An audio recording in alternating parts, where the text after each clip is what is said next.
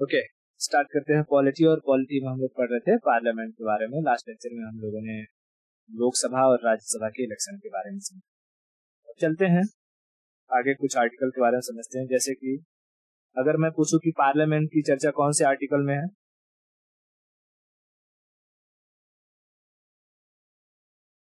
Parliament की चर्चा है आर्टिकल 79। राज्यसभा की चर्चा 18 और लोकसभा 81। राज्यसभा का कार्यकाल कितने टाइम पीरियड का होता है?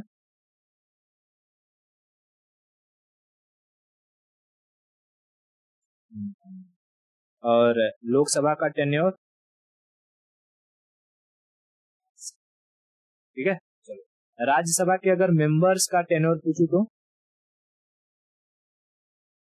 6 साल। और लोकसभा के मेंबर्स का, अच्छा, जैसे राज्यसभा का इलेक्शन के टाइम मैंने बताया था, ये हमने राज्यसभा को 3 भाग में डिवाइड किया था, ए बी सी। मान लो कि एक खंड में जो मेंबर है 1/3 मेंबर, उनका चुनाव अगर 2010 में होता है, बी का चुनाव 2012 में होता है, सी का चुनाव 2014 में होता है, तो ए के मेंबर्स का अगेन वापस से चुनाव कौन से साल में होगा? 2016 में। यानी हम कह सकते हैं कि 2016 में जो मेंबर ए में 2010 में इलेक्ट हुए होंगे तो 2016 में रिटायर हो जाएंगे। तो 2010 से 16 के बीच में देखूंगा तो ये 6 साल इनका पूरा हो जाता है। वैसे ही बी सेक्शन में जो मेंबर 2012 में इलेक्ट हुए होंगे, उनका रिटायरमेंट डेट कब आ जाएगा? 2018 में। और सी सेक्शन वाले 2020 में। इस तरीके से हम 3 खंड में हर 2-2 साल बाद 1/3 जो मेंबर होते हैं राज्यसभा के, वो रिटायर होते रहते हैं और चुन करके आते रहते हैं। क्लियर? अब चलो हम समझते हैं आर्टिकल 82 के बारे में। आर्टिकल 80, अच्छा, हमने देखा था कि जो हमारी पुरानी ये पार्लियामेंट थी, पार्लियामेंट, इसमें जो लोकसभा होती है, लोकसभा में कुल कितने सदस्य होते हैं? मेंबर होते हैं 545। और राज्यसभा में 245। तो देखो, आर्टिकल जब संविधान बन रहा था तो इसमें कहा गया था कि जब भी देश में जनगणना होगी, जनगणना सेंसस होगी, और सेंसस होता है हर 10 साल बाद, तो हर 10 साल बाद पार्लियामेंट में सीटों को जनसंख्या के अकॉर्डिंग बढ़ाया जाएगा। अगर जैसे कि मैं एक एग्जांपल ले रहा हूँ, मान लो ये उत्तर प्रदेश है। उत्तर प्रदेश की जनसंख्या मान लो कि 1971 में अगर 10 लाख थी, ठीक है, 10 लाख। तो बताओ उत्तर प्रदेश से कितने लोग पार्लियामेंट में जाएंगे? एक एमपी जाएगा पार्लियामेंट में, ठीक है। लेकिन 10 साल बाद 1981 में जनगणना हुआ वापस से, और पता चला कि यहाँ की जो जनसंख्या है वो अब 100 लाख हो गई। 100 लाख। तो बताओ अब यूपी से पार्लियामेंट में कितने मेंबर जाएंगे? 10 लोग जाएंगे, है ना, 10 एमपी जाएंगे। यानी हम देख रहे हैं कि अगर हर 10 साल में किसी भी राज्य की जनसंख्या बढ़ रही है तो वहां से नंबर ऑफ एमपीज भी बढ़ते रहेंगे, ठीक है, ओके। लेकिन जब देश आजाद हुआ तो हमारे आजादी के बाद देश के स्टेट्स की जो पॉपुलेशन थी वो कम थी, लेकिन धीरे धीरे पॉपुलेशन बढ़ते गई। और जो नॉर्थ स्टेट थे, मतलब कि यूपी, बिहार, वेस्ट बंगाल वाले एरिया में, वहां की पॉपुलेशन बहुत अधिक बढ़ने लगी। और साउथ वाले जो थे वो लोग एजुकेशन पर ज्यादा ध्यान दिए, तो वहां पर पॉपुलेशन कम रह गई। अब ये देखा जाने लगा जिस रफ्तार से पॉपुलेशन बढ़ रही थी, अगर वैसे ही हम लोग सीटों को बढ़ाते जाते राज्यसभा में, मतलब पार्लियामेंट में जो एमपीज हैं, मेंबर ऑफ पार्लियामेंट, उनके नंबर्स को अगर हम इंक्रीज करते रहते हैं तो एक वक्त ऐसा आता है कि भाई यहाँ पर बैठने की जगह कम पड़ जाती है। ठीक है, क्योंकि जब ल्यूटियन एंड बेकर ने इसको बनाया था तो उन्होंने इस 100 साल या 200 साल का फ्यूचर प्लानिंग लेके थोड़ी बनाया था कि 200 साल में या 100 साल में भारत की जनसंख्या इतनी हो जाएगी या हम लोग भारत को आजाद करके चले जाएंगे। ऐसा तो उनकी प्लानिंग नहीं थी, तो उन लोगों ने अपने हिसाब से बनाया था। लेकिन हमारे कॉन्स्टिट्यूशन में मतलब जो मेकर्स थे उन लोगों ने ये प्रावधान रख दिया कि भैया हर सेंसस के बाद पार्लियामेंट में सीट बढ़ाई जाएगी। लेकिन फिर संविधान वालों मतलब कि पार्लियामेंट ने देखा कि इस तरीके से करते जाएंगे तो यहाँ बैठने की जगह कम हो जाएगी, इसलिए हमें इस पर रोक लगाना होगा। क्या करना होगा? रोक लगाना होगा। किस पर रोक? कि भाई अब जो पार्लियामेंट है उसमें सीटें नहीं बढ़ाई जाएंगी। ठीक है, सीटें नहीं बढ़ाई जाएंगी। तो इसके लिए रोक लगाने के लिए तो ऐसा है नहीं कि प्रधानमंत्री आएंगे और कह देंगे कि अब सीटें नहीं बढ़ेंगी तो ऐसा बंद हो जाएगा। क्या करना पड़ेगा? अमेंडमेंट करना पड़ेगा कॉन्स्टिट्यूशन में। तो पहली चीज तो याद रखना, कॉन्स्टिट्यूशन में क्या कहा गया कि after every census parliament seat will increase according to population के अकॉर्डिंग जो एमपीज रहेंगे उनके नंबर्स को बढ़ाया जाएगा पार्लियामेंट में। लेकिन अच्छा, अगर कोई पूछेगा कि बताओ कि भाई एक एमपी कितने लोगों को रिप्रेजेंट करता है, तब 10 लाख पर एक एमपी होगा। लेकिन बात वही आई कि भीड़ भाड़ बहुत हो जाएगी, तो उसके लिए एक संशोधन किया गया, अमेंडमेंट किया गया, 84th अमेंडमेंट। इसको एकदम याद रखना है, पूछता है अमेंडमेंट कब हुआ। ये हुआ 2002 में। ये अमेंडमेंट कब हुआ? 2002 में। और इसमें कहा गया कि अब जो पार्लियामेंट है, पार्लियामेंट में जो सीट है ना 2026 तक उन्हें इंक्रीज नहीं किया जाएगा। Seats will not increase till 2026। अच्छा ठीक है, तो एक बात बताओ कि भाई 2026 तक इंक्रीज नहीं किया जाएगा, तो हमारे जो पार्लियामेंट है, पार्लियामेंट में जो 545 और 245 ये नंबर रखी गई है, ये भी पूछता है कि ये कौन से सेंसस के अकॉर्डिंग रखा गया है। तो 1971 में जो सेंसस हुआ था, 1971 में जो सेंसस हुआ, उसी सेंसस के अकॉर्डिंग लोकसभा में 545 सीट और राज्यसभा में 245 सीटों को फिक्स किया गया। समझ में आया?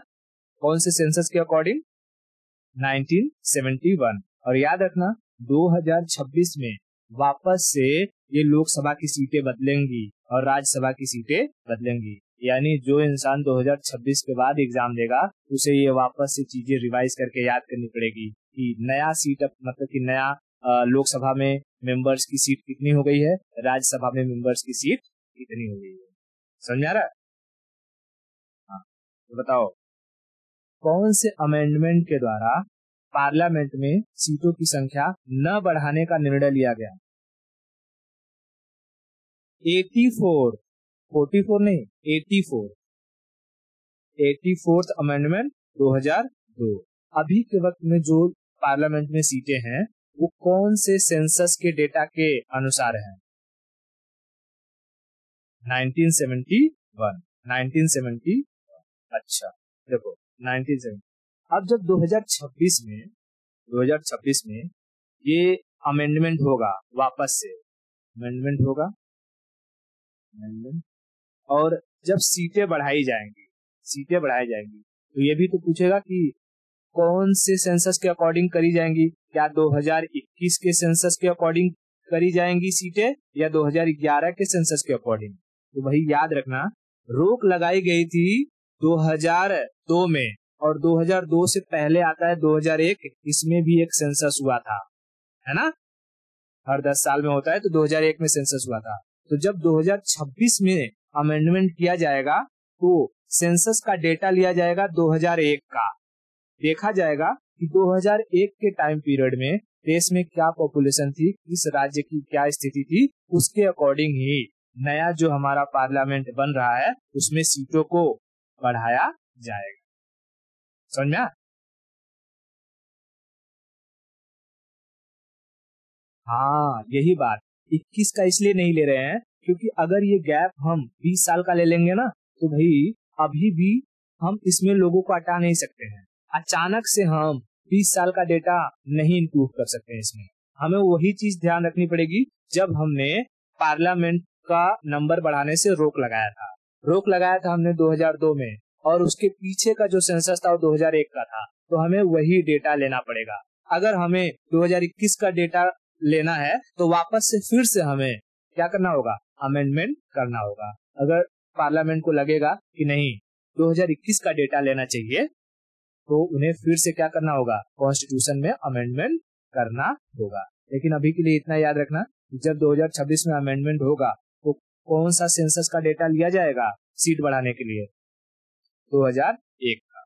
2001 का कौन से अमेंडमेंट के अकॉर्डिंग सीटों को रोका गया पार्लियामेंट में बढ़ाने से,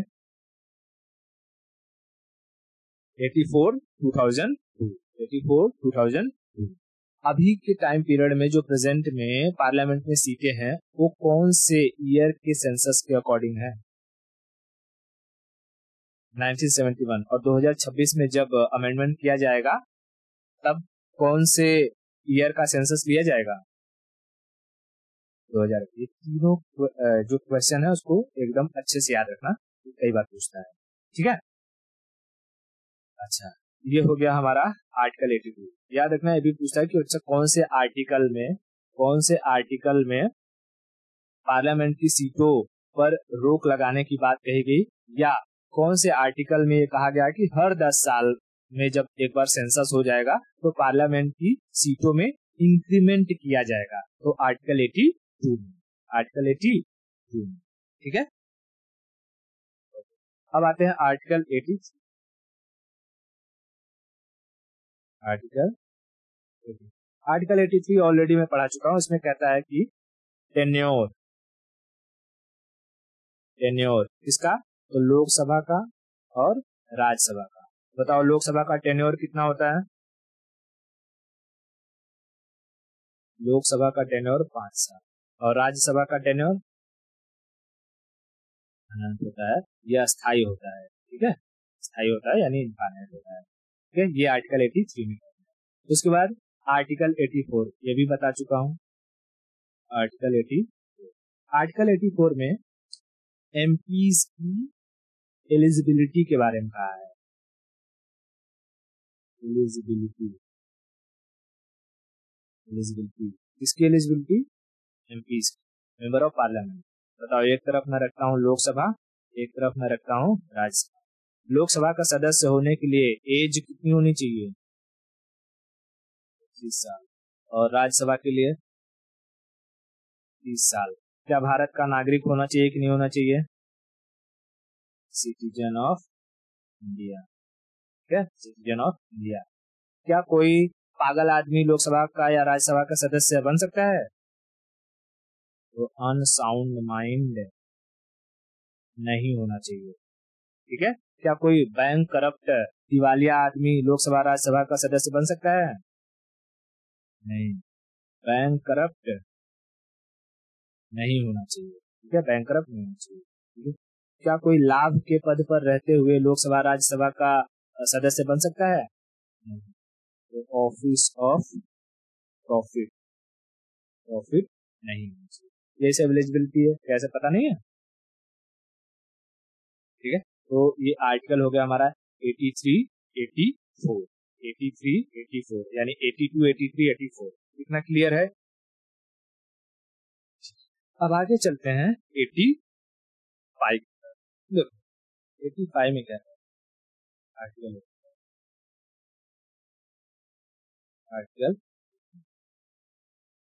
85 में सेशन की चर्चा है।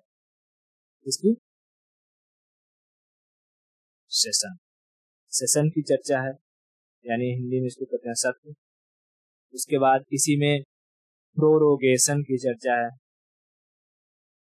प्रोरोगेशन को कहते हैं सत्रावसान।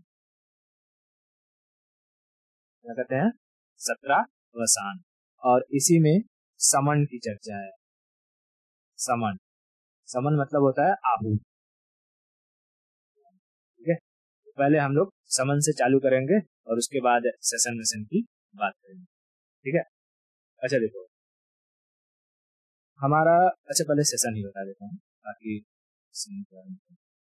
जैसे हम जब स्कूल में पढ़ते हैं तो स्कूल में लगभग 7-8 महीने पढ़ाई वढ़ाई चलती है, उसके बाद 1-2 महीने की छुट्टी होती थी पहले। हाँ, अभी तो कोरोना आया तो 2 साल तक, 1.5 साल तक छुट्टी, तो छुट्टी होती थी। उसके बाद फिर से जब कॉलेज या स्कूल खुलता था तो लोग पढ़ने के लिए जाते थे, बाकी टाइम पीरियड में अपने गांव घर की तरफ रहते थे। ऐसे ही जो हमारा पार्लियामेंट है इसमें लोकसभा और राज्यसभा, देखो राज्यसभा से तो कुछ लेना देना नहीं, क्योंकि राज्यसभा के लोग हमेशा इसमें बने रहते हैं, कुछ न कुछ लोग यहाँ पर बने रहते हैं। लेकिन लोकसभा में जो प्रतिनिधि होते हैं यानी रिप्रेजेंटेटिव होते हैं, उनको ये भी देखना है कि वो जहाँ से चुन करके आए हुए हैं, जैसे अगर कोई यूपी से लोकसभा का रिप्रेजेंटेटिव होगा तो उसे अपने एरिया के बारे में भी ध्यान रखना है, देखना है कि उसके पर्टिकुलर जिले में या राज्य में जो भी उसका एरिया है वहां पर किस चीज का कंस्ट्रक्शन चल रहा है, लोगों को क्या कमी है, यूनिवर्सिटी बनानी है, हॉस्पिटल खोलना है, क्या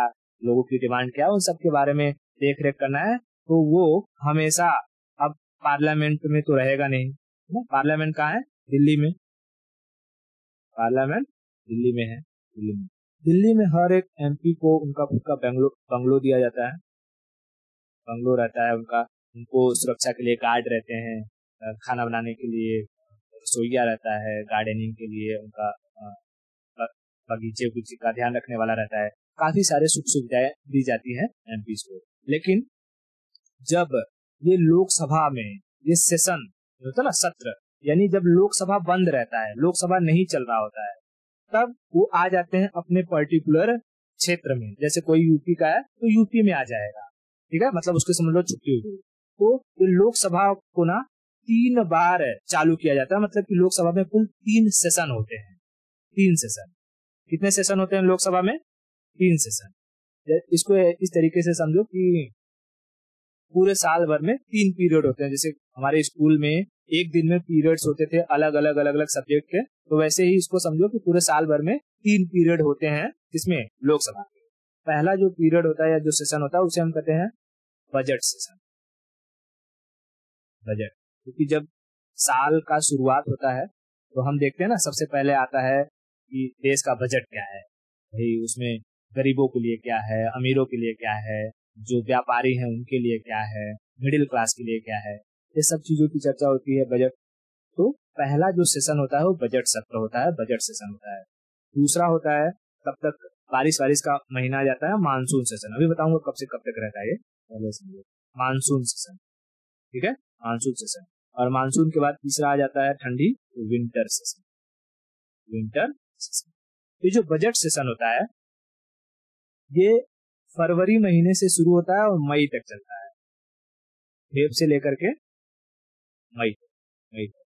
ये ही सबसे लॉन्गेस्ट सेशन होता है, ठीक है, सबसे लंबा। अगर पूछेगा कि सबसे लंबा सत्र कौन सा होता है, वो होता है बजट सत्र। बजट सत्र कब से कब तक, मई से लेकर के, फरवरी से लेकर के मई तक, फरवरी से मई तक। उसके बाद जो मानसून सेशन होता है ये जुलाई अगस्त, जुलाई से लेकर के अगस्त तक, जुलाई से लेकर के अगस्त तक, ठीक है। और जो विंटर सेशन होता है ये नवंबर दिसंबर का होता है, नवंबर दिसंबर। ये विंटर सेशन इस मानसून सेशन से भी कम होता है। देखने में हमें लग जाएगा कि जुलाई अगस्त 1 महीने का ये भी है, नवंबर दिसंबर 1 महीने का ये भी है, लेकिन ये जो नवंबर दिसंबर वाला रहता है ये कुछ 14 से 15 दिन का ही रहता है, जबकि ये मानसून सेशन ये काफी पूरा 1 महीने का रहता है। तो अगर पूछेगा कि सबसे स्मॉलेस्ट सेशन कौन सा है, विंटर, ठीक है, स्मॉलेस्ट सेशन विंटर है, स्मॉलेस्ट सेशन विंटर है। और सबसे लॉन्गेस्ट सेशन बजट है, बजट है। अब इसमें कहा गया है कि कभी भी एक सेशन से एक सेशन और दूसरे सेशन के बीच में 6 महीने से अधिक का गैप नहीं हो सकता है, 6 महीने से अधिक का गैप नहीं हो सकता है। जैसे हम हमारे स्कूल में जब पीरियड चलते हैं, तो जैसे अभी हिंदी का पीरियड है, हिंदी के बाद मैथ का पीरियड आएगा, तो उसमें 5 मिनट या 10 मिनट का गैप रहता है ना। ऐसा थोड़ी रहता है कि हिंदी का चला है तो उसके बाद 1 घंटे बाद मैथ्स का चालू होगा, ऐसा रहता है क्या? नहीं। तो उसी तरीके से इसमें भी कहा गया है कि भाई जब एक सेशन चलेगा, जैसे बजट सत्र चालू हुआ, तो बजट सत्र और मानसून सत्र के बीच में मैक्स टू मैक्स 6 महीने का गैप तुम रख सकते हो। 6 महीने से अधिक गैप नहीं होना चाहिए। और एक मजे की बात बता रहा हूँ कि हमारे कॉन्स्टिट्यूशन में ना ऐसा कहा नहीं गया है कि 3 ही सेशन होगा। कई बार ये स्टेटमेंट में पूछ देता है कि क्या हमारे कॉन्स्टिट्यूशन में ये लिखा गया है कि 3 ही सेशन होगा? ये पॉलिटिशियंस ने खुद बनाए हैं कि हम 3 ही सेशन में काम करेंगे, बाकी टाइम आराम करेंगे। समझा? तो कॉन्स्टिट्यूशन में नहीं लिखा है। कॉन्स्टिट्यूशन में खाली कहा है कि जब 2 सेशन होंगे तो 2 सेशन के बीच में मैक्स मैक्स 6 महीने से अधिक तुम गैप नहीं दे सकते। और उसी का फायदा उठाया इन लोगों ने, बोला कि जब 6 महीने का गैप, 4-4, 5-5 महीने गैप रख दो।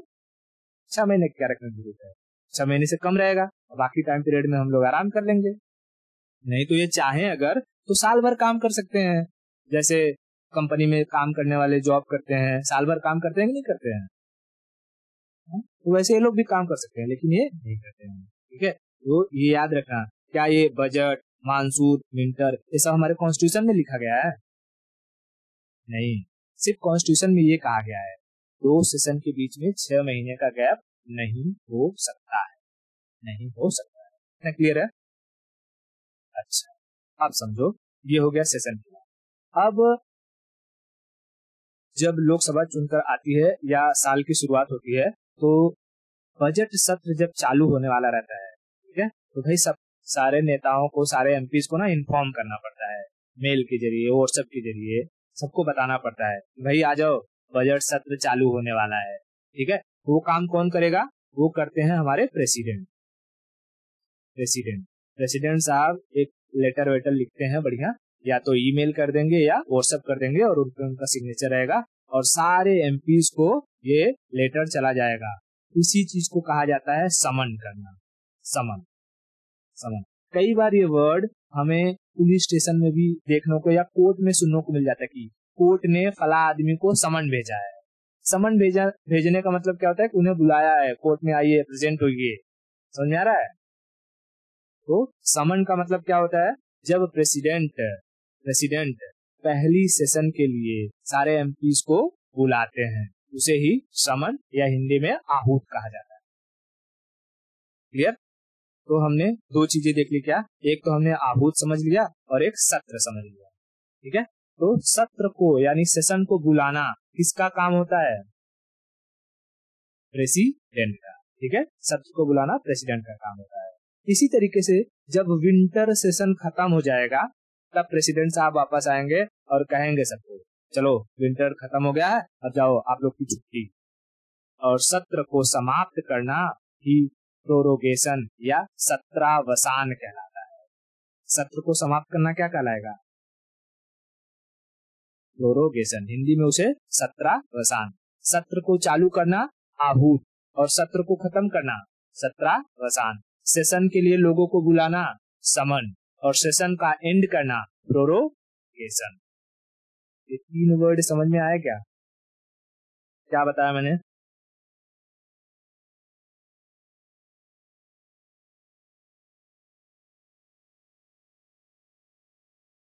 हमने बात करी सेशन की, है ना, सेशन। फिर हमने बात करी समन, फिर हमने बात करी प्रोरोगेशन। बताओ सेशन कितने? 3। सेशन को पहली सेशन जो होती है, पहली सेशन की शुरुआत करने के लिए लेटर भेजा जाता है, उसे क्या कहा जाता है? समन। ये समन भेजने का काम कौन करते हैं? प्रेसिडेंट। फिर जो लास्ट सेशन रहेगा, लास्ट सेशन को अगर खत्म करना रहेगा तो खत्म करने के टाइम भी प्रेसिडेंट बताएंगे लोगों को और कहेंगे जाओ आज से छुट्टी। वो चीज क्या कहलाएगा? प्रोरोगेशन, हिंदी में सत्रावसान।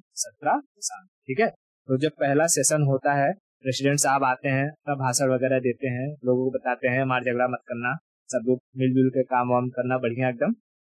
सारे पार्टी और देश के लिए अच्छा अच्छा नियम कानून बनाना, उसके बाद ये चले जाते हैं और फिर सदन की कार्यवाही शुरू हो जाती है। इतना समझ में आया? अब जब प्रेसिडेंट आए, अभी तो सब लोग प्रेसिडेंट की बात सुन रहे होंगे, उसके बाद जब प्रेसिडेंट चले जाएंगे तो प्रेसिडेंट मॉनिटर बना के जाते हैं। जैसे भाई लोकसभा है, ठीक है, लोकसभा, तो लोकसभा में एक मॉनिटर बनाएंगे और एक राज्यसभा में मॉनिटर बनाएंगे। लोकसभा का जो मॉनिटर होता है वो लोकसभा के सदस्यों में से ही चुना जाता है, उसे हम स्पीकर कहते हैं। क्या कहते हैं? स्पीकर यानी अध्यक्ष।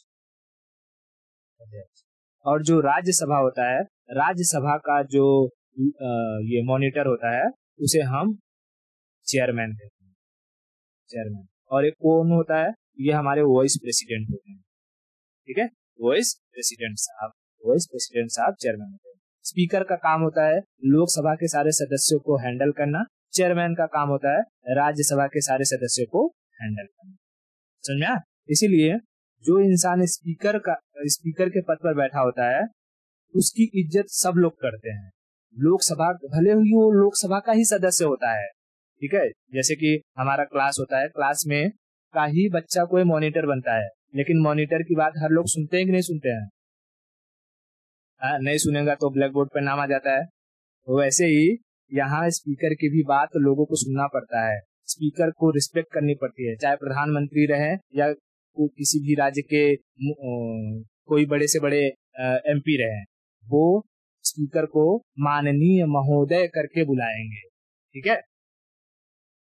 क्योंकि अगर कभी कभी ये लोकसभा के जो सदस्य होते हैं वो उद्दंडता पर उतर आते हैं, मतलब कि एक दूसरे को माइक वाइक फेंक देते हैं, कपड़ा फाड़ देते हैं, तो ऐसी सिचुएशन में जो स्पीकर होते हैं वो भड़क जाते हैं और वो कुछ समय के लिए सेशन को बंद कर देते हैं। तो जब कुछ समय के लिए सेशन को बंद कर दिया जाता है तो उसे कहते हैं एडजर्न कर देना। क्या कर देना? एडजर्नमेंट ऑफ सेशन कहेंगे। जाओ 1 घंटे के लिए, अभी ये जैसे मान लो बजट सत्र चल रहा है और इसी बजट सत्र में आई निर्मला सीतारमण, उन्होंने बजट को पढ़ा और सारे विपक्ष के जो नेता थे वो लगे हंगामा करने, हमको घोटाला करने को कुछ मिला ही नहीं, हमारे यहाँ एरिया में कुछ काम ही नहीं हुआ, मार, जितने बेंच थे सब उस पर चढ़ के डांस करने लगे। यहाँ पे जो स्पीकर साहब है वो बोल रहे हैं कि भाई बैठ जाइए, लेकिन कोई बात ही नहीं सुन रहा है। स्पीकर साहब उठ के चले जाएंगे, बंद, 1 घंटा के लिए जो है क्लास बंद। तो जब कुछ समय के लिए सेशन को या पार्लियामेंट लोकसभा को बंद कर दिया जाए उसे हम कहते हैं एडजर्नमेंट।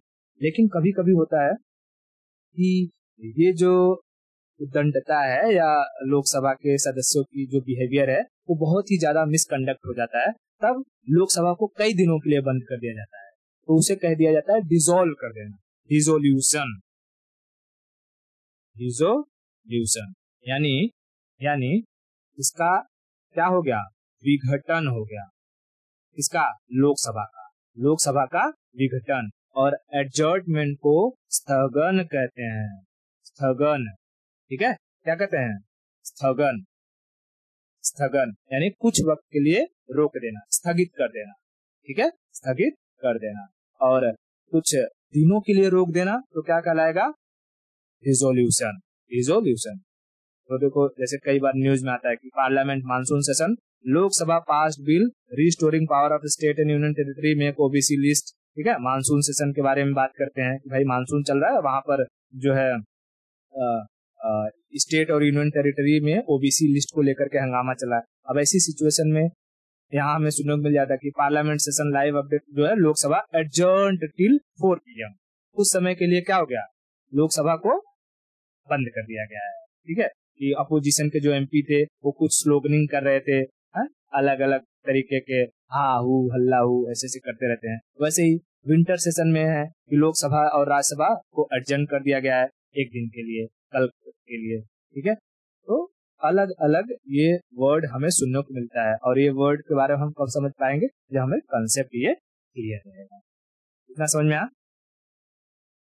तो बताओ अगर मैं ये कहूं कि जो हाउस की प्रीसीडिंग होती है या लोकसभा या राज्यसभा की जो कार्यवाही होती है, उस कार्यवाही में नियंत्रण करने का काम कौन करता है? Control of the proceeding of the houses. Houses मतलब लोकसभा और राज्यसभा में कंट्रोल करने का काम कौन करता है? ए भैया, लोकसभा राज्यसभा को प्रेसिडेंट कंट्रोल करने आएंगे, तो मॉनिटर किस काम का है? हाँ, तो दोनों को बताना चाहिए ना, अलग अलग। लोकसभा को करेगा स्पीकर और राज्यसभा को करेगा चेयरमैन। अभी तो उसी टॉपिक के बारे में बता रहा हूँ।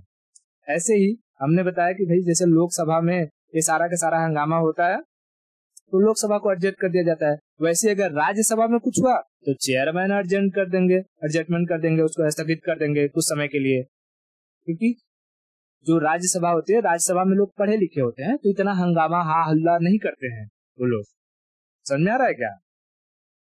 हाँ, लेकिन ये जो लोकसभा वाले होते हैं, ये लोग उतने पढ़े लिखे नहीं होते हैं। ये लोग देखने, अगर लाइव देखना है तो भाई राज्यसभा टीवी, लोकसभा टीवी है, उस पर हम देख सकते हैं कि किस तरीके से हंगामा होता है, और फिर स्पीकर भड़क जाते हैं और कुछ टाइम पीरियड के लिए उसे स्थगित कर देते हैं। तो ये सारे के सारे टर्मिनोलॉजी क्लियर हैं क्या? ओके, तो एक बार जस्ट क्विक रिवीजन हम लोग देख लेते हैं। बताओ हमने क्या क्या आर्टिकल पढ़ा। आर्टिकल हमने 82 देखा, 83, 84, 85। ठीक है, बताओ 82 में हमने क्या देखा? सीट्स को चेंज करना सेंसस के हिसाब से। 83 में हमने क्या देखा?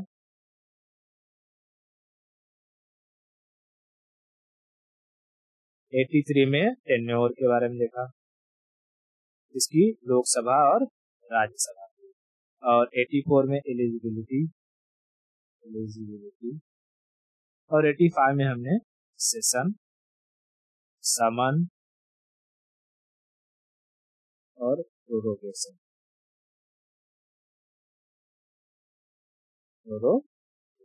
ठीक है, इसके बारे में देखा। फिर हमने एक टर्म समझा एडजर्टमेंट और रिजोल्यूशन, है ना? ये दो वर्ड्स।